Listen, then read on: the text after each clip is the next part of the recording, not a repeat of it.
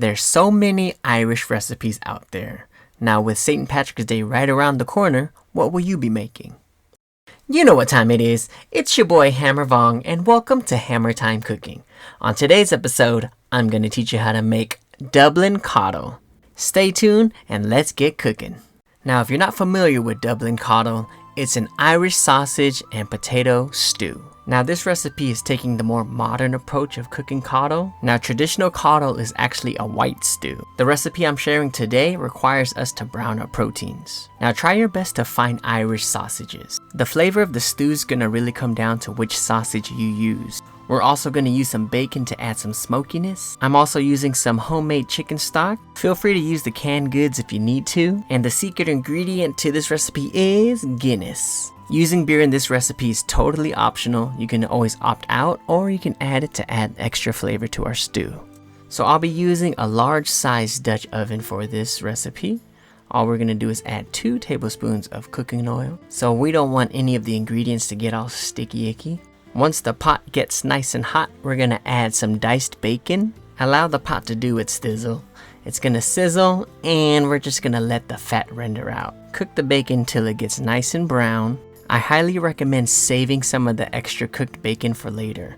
Use it as a topping and it's going to add some texture and flavor to your stew. I almost feel like coddle may have been the OG one pot recipe. So we're not going to remove the bacon fat. Instead, we're just going to add our sausages.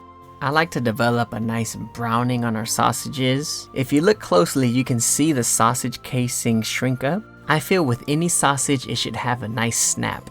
Now that's what we're developing right here. FYI, we're not fully cooking these sausages all the way through. Right now, we're just building that nice color for our sausages and it's gonna finish cooking in the oven. You see how the sausages went from light skin to a little tan in the sun? This is exactly what we're looking for. Now I didn't have too much trouble with all the other sausages, but this last one right here, oh, he was giving me some trouble. Seriously, I have no idea why he didn't want to cooperate. Anywho, alright, after this we'll remove our sausages from the pot.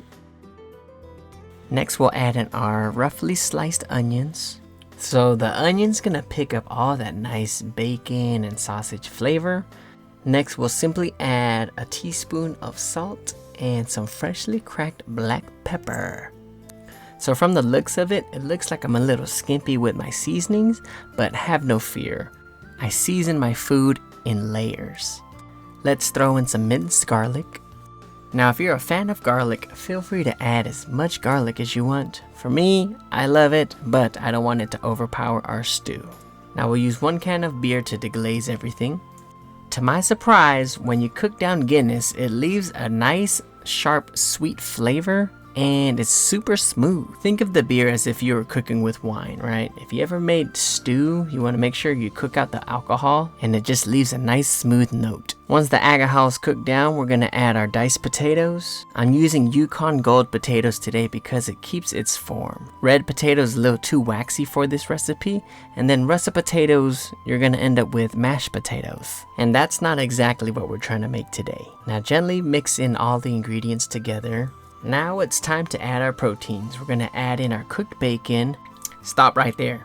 Don't forget to keep some of that cooked bacon. You want to garnish it over your stew, and trust me, it's going to be amazing. Add in your partially cooked diced sausages. I cut the sausages into bite-sized pieces because I know I'll be serving it to multiple people. But if you're cooking it for the fam bam, feel free to just keep it in one piece. Add some chicken stock. Make sure all of the ingredients is covered up. You can always adjust the seasonings here, add more salt, more pepper, but do you. For some freshness, we're gonna add some chopped parsley. Can you believe a person named Hammer Time Cooking forgot to film his portion of adding thyme to his stew?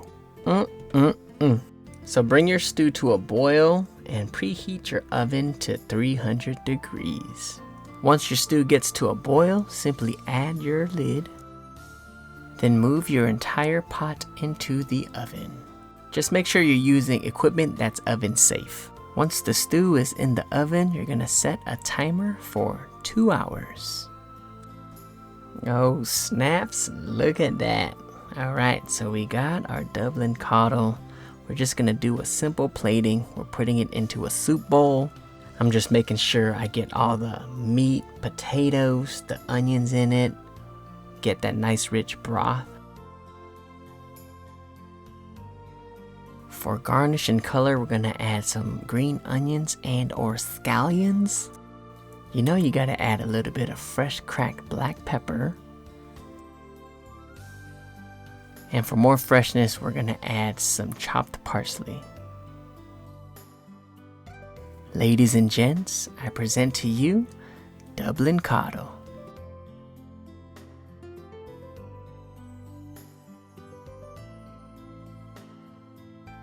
I hope you get to try out this recipe. Now don't forget to hammer that like button, leave a comment, share it with your friends, and if you haven't already, subscribe to this channel. Welcome very much, and I'll see you again next time.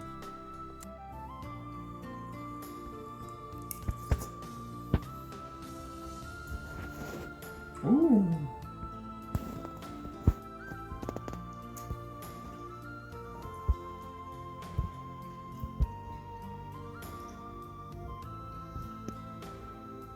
Dublin Coddle.